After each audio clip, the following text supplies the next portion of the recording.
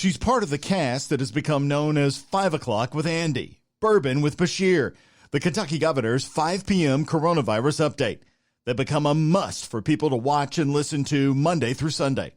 Off to the side, but providing a huge service, is interpreter Virginia Moore. She's a veteran of signing for the deaf, hearing impaired, and hard of hearing in Kentucky, and that portion of our population is huge. Did you know that Virginia is a Louisville native? And there was only one question I asked that she dodged, and you'll hear it at the end of this edition of the Proffitt Report.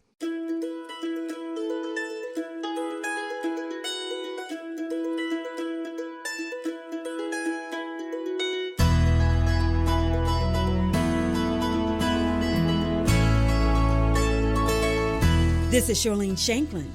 You are listening to the Proffitt Report podcast from WHS 11 Media. Now, here's Doug Proffitt.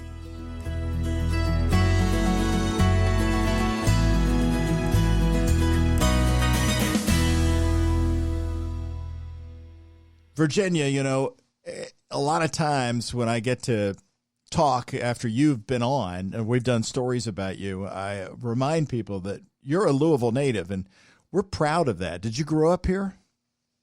I sure did, and I am very proud to be a Louisville native. My father worked at the Courier-Journal, and I've always been proud of that. What did he do there? Dad was a paste-up man at the time. That's what they used to call it. He was an adsman. Now, by the time he actually was ready for retirement, they were getting ready to switch everything over to computers. So you used to have to paste up the newspaper by hand and line everything up just right, especially the ads. What era did he work there? I'm sure he put together some papers that had some amazing headlines of the day. Oh, yes, absolutely amazing headlines of the day. In fact, I have some of those.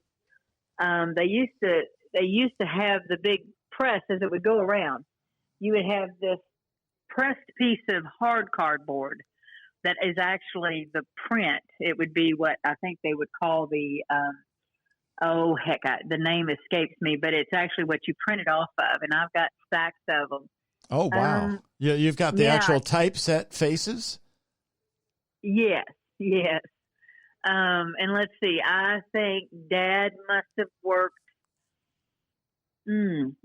58 through 2004. So he worked for the Binghams too, and then he worked for the new companies as well. Gannett. Mm-hmm. Yes, he did. He worked for the Binghams all the way through to that. Mm-hmm. Well, let's talk about the viral Virginia. Okay, your videos of you doing your job, especially just the other day when you were signing Grease. How did all that? I mean, what was going through your mind on that? Did you just go with the flow? Well, yeah. Sometimes you just have to wing it. Of course, you know, Grease. Everybody knows Grease, and yeah. I did not know they were going to have a singing video on.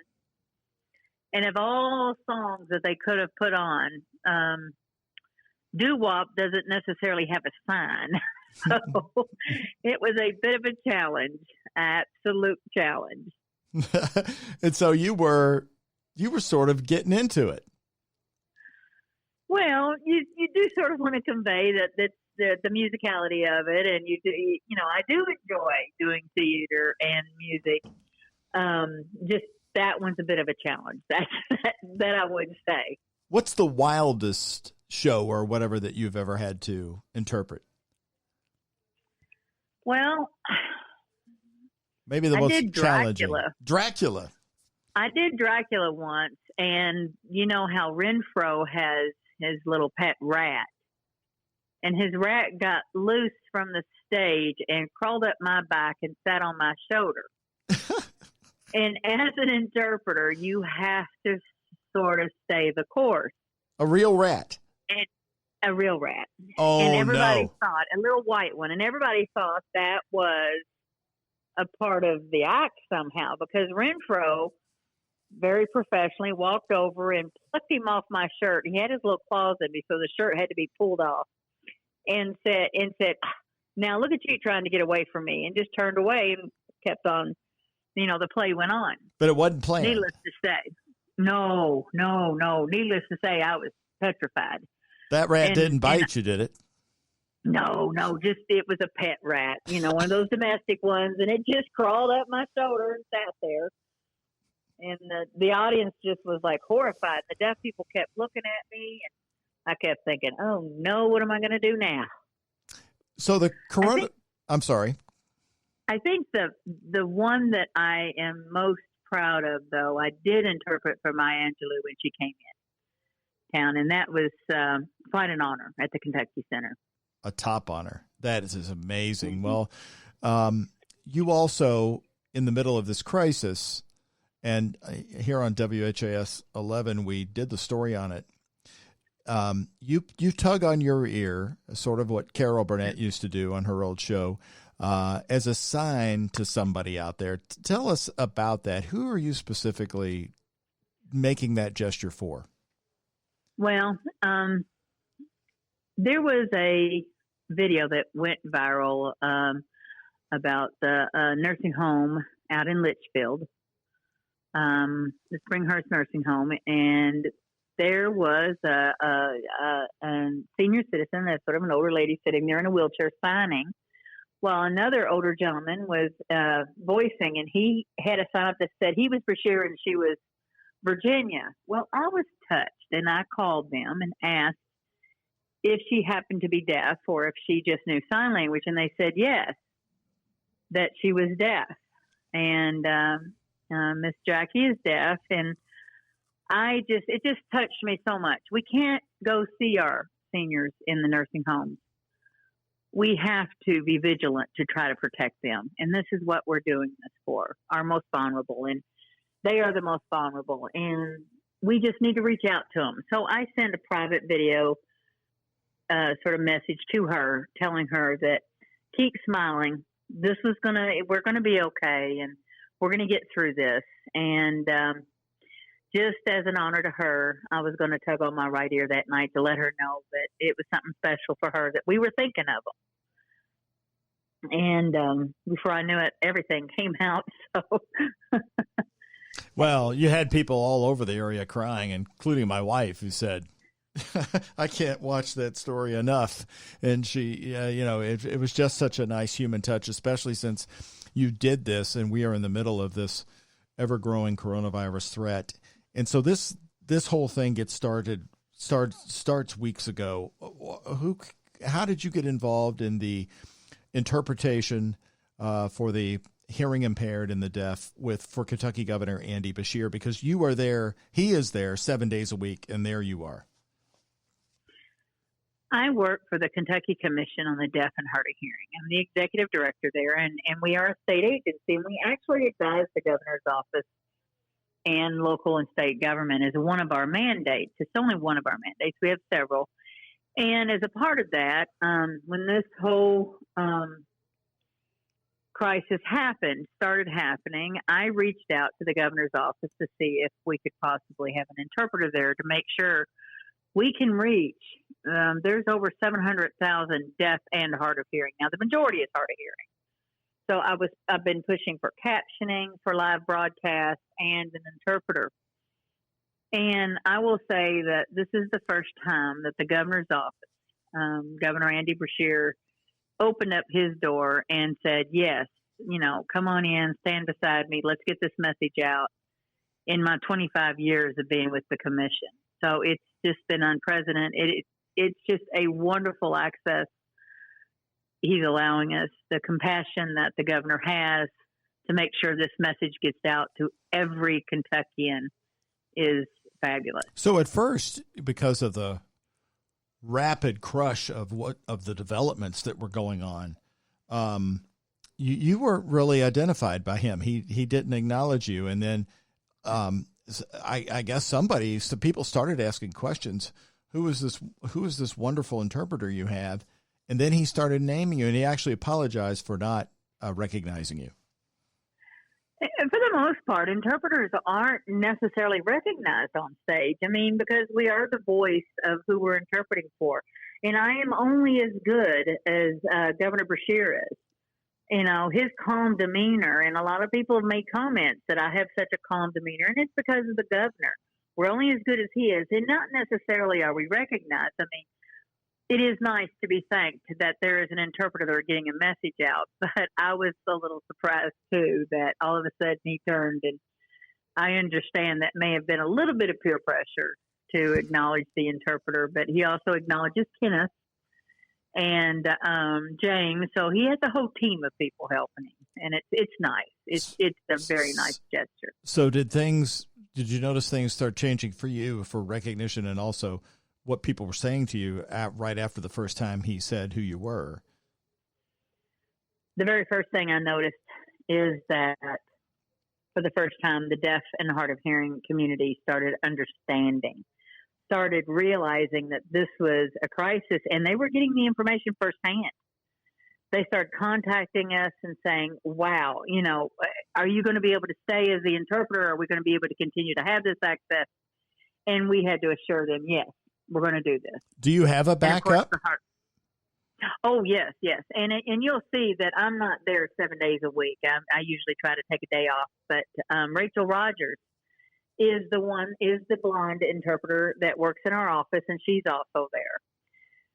One of the reasons why we're trying to be consistent with the interpreters, several things. One is, at the beginning, as the executive director, I felt the duty to stand next to the governor to give some kind of assurance to the community as a whole. And then as we sort of progressed along, I think consistency of who people can trust to see up there when the deaf community needs to see a person, they know they can trust this person, and there's some consistency there. And also, we've had lots of interpreters in the state of Kentucky that's been quarantined. And so I'm trying to make sure that I keep myself safe, and Rachel Rogers keeps herself safe. And when we do walk in, we walk in relatively sure that we've done everything and abided by everything the governor has asked. So you say they've been quarantined. Do they suspect that they have coronavirus? Well, this happened when a lot of interpreters were on spring break. So they were out, some went to Florida, some went to other parts, and then some just got the flu. I know of one interpreter has got pneumonia, and we were going to work with her, and it's just difficult. There's not a large number of interpreters in the state of Kentucky. We need more. So part of this is we're getting young kids saying they want to be an interpreter, and that's fantastic. Well, and that's a lot because of the recognition you've been getting. I mean, the more it's spun and went along, I'm sure you walk into a supermarket or somewhere and people say your name. Has that happened? Yes, it has happened, and it takes you by such a shock. The very first time somebody came up to me and said, "Thank you for your service," and the very first thing I thought of was I didn't serve in the military, and I was just shocked, and I just sort of looked at her, and she said, "You're on with the governor every day," and I just said, "Oh, yes, that's right. Okay."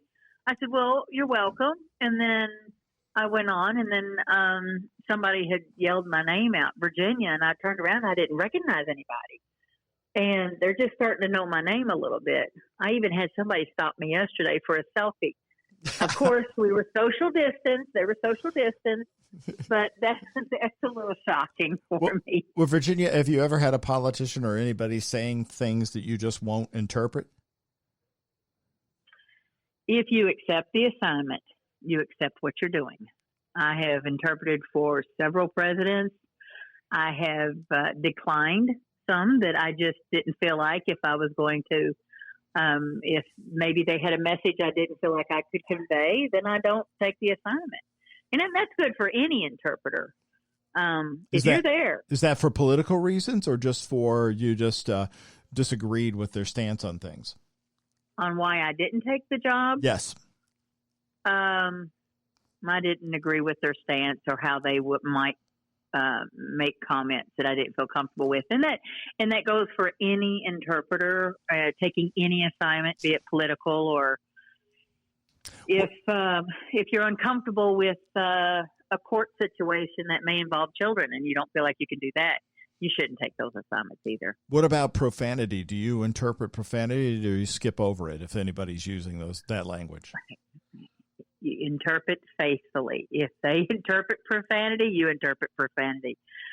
The very first time that I was even questioned on that, I was young. And there's a new relay service coming out at the time. It's been around forever now. And you could make a phone call, and an interpreter would interpret what you said to the other hearing party. So if a deaf person used profanity, the interpreter would need to also use profanity. Well, the relay service company was saying, well, we're not going to let our interpreters do that. If they feel uncomfortable saying anything, profanity, then or whatever, they won't do it. Well, this was a conference that I was sitting there interpreting, and my mother happened to be in the audience. And a deaf gentleman from Washington, D.C., who happened to be an interpreter. I mean, he's an attorney. And he stood up and he said, if I want to say the F word or if I want to say profanity, the interpreter will interpret that. And he told me to stand up and interpret for him. And I said, okay. And he kept saying just one word after another. My mother just stood up and she said, you're not saying that, are you? I had to ignore her because, yes.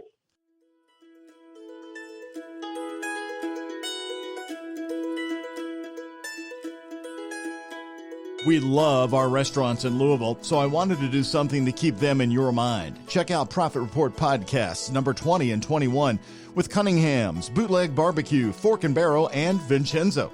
And if you need your fix on Louisville's amazing history, sculptor Ed Hamilton describes what it took to create that unique Lincoln statue at our waterfront. Why is he gazing at the Ohio River? Lincoln actually did it here in our city, very near that same spot, and it changed the course of history.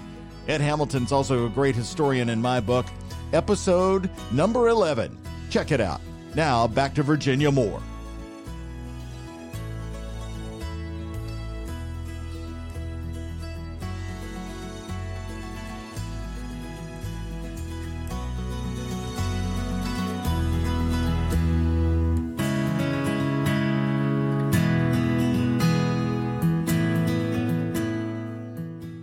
Can you interpret any different languages?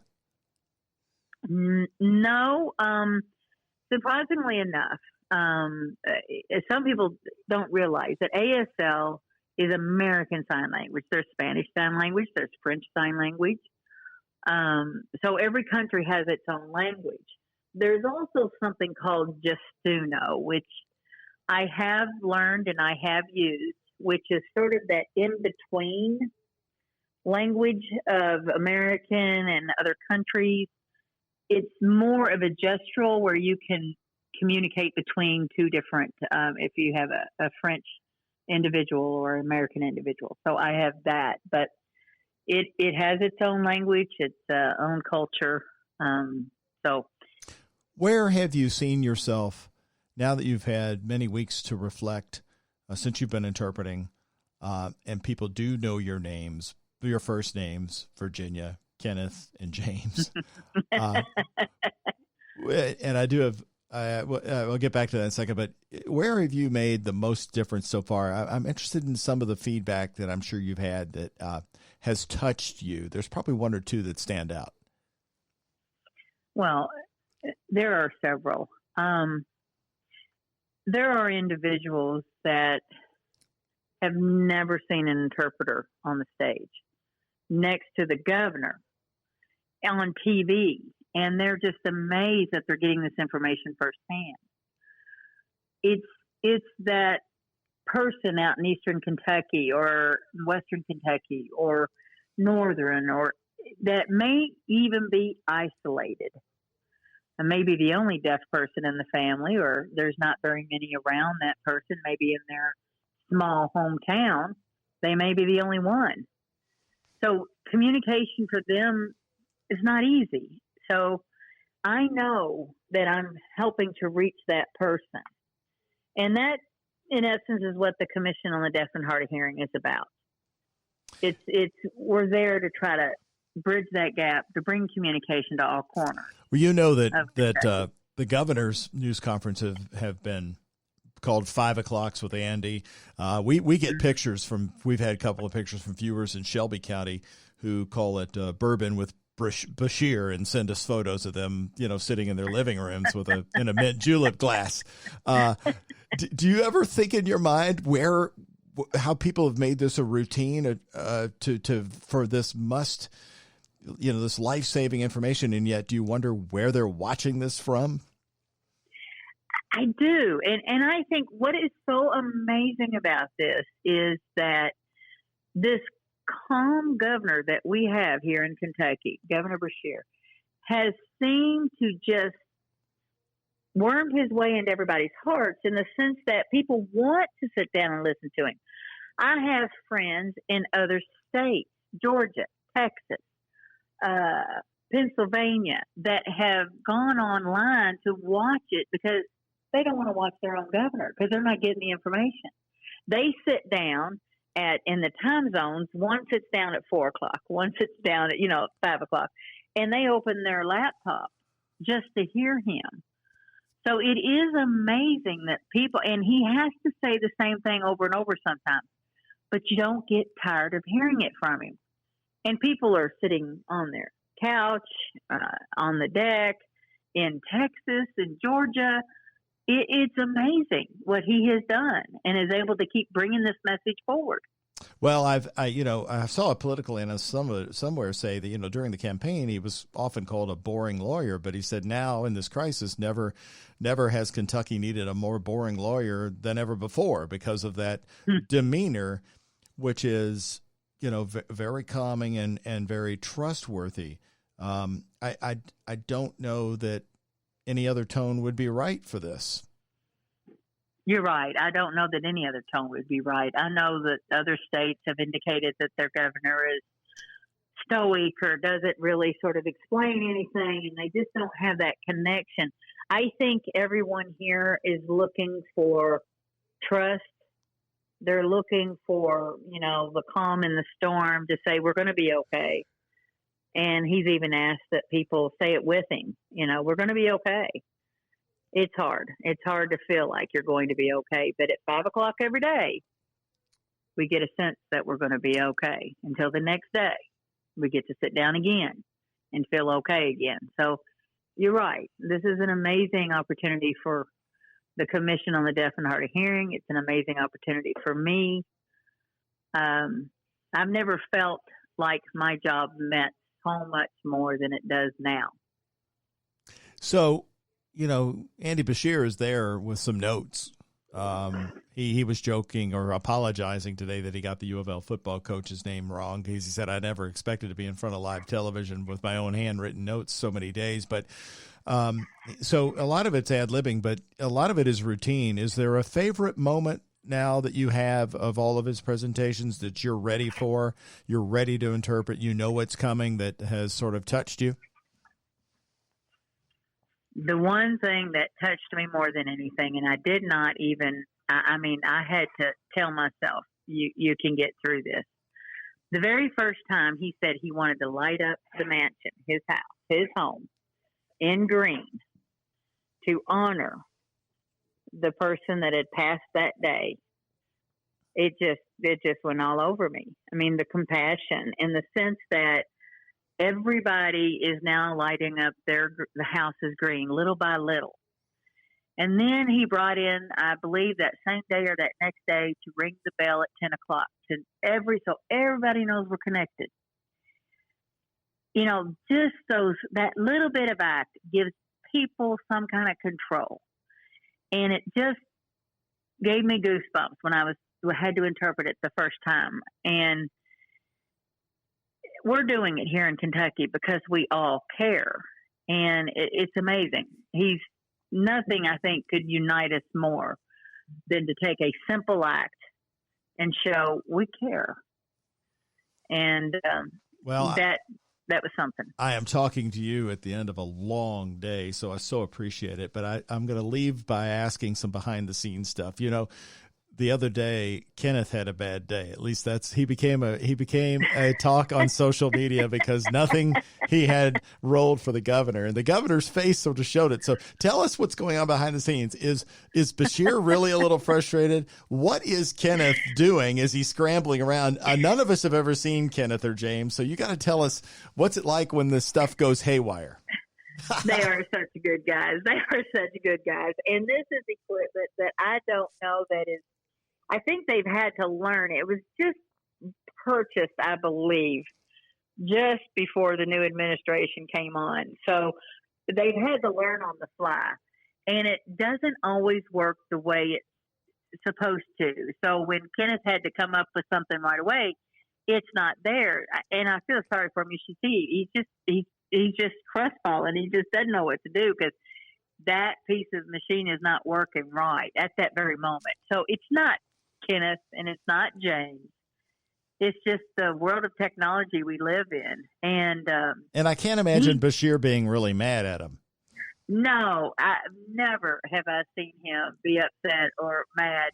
He just goes with the flow, and and that's the way it is. Well, I had to laugh on social media. One of my favorite comments was one of the snafus with the equipment happened on a Wednesday, and then Kenneth was not anywhere to be seen on Thursday or Friday. And somebody wrote, "Well, don't you know? Everybody knows.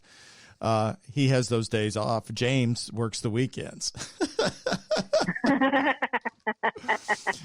and it's just everybody knew the schedule. And they knew the names. And it's true. Yeah. And that's because you can count on it. There is a schedule. There are names.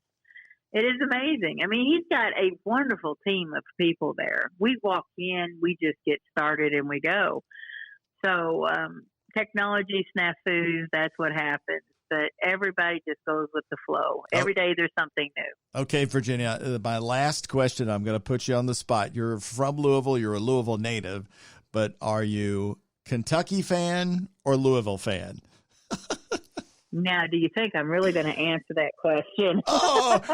You're so you shoot straight. You shoot straight. I figured you would. Let me say this: I went to Michigan State University. Aha! There you go. You've got an out. You've got an easy out. I've got it out. Well, we're awfully proud of Louisville native Virginia Moore. Well, thank you very much. And if I may just add one quick thing, and that is that, Helen Keller had said that, if she could be blind or deaf, which would she choose? And she chose to be blind, not deaf, because blindness separates you from objects, but deafness separates you from people. Communication is so important.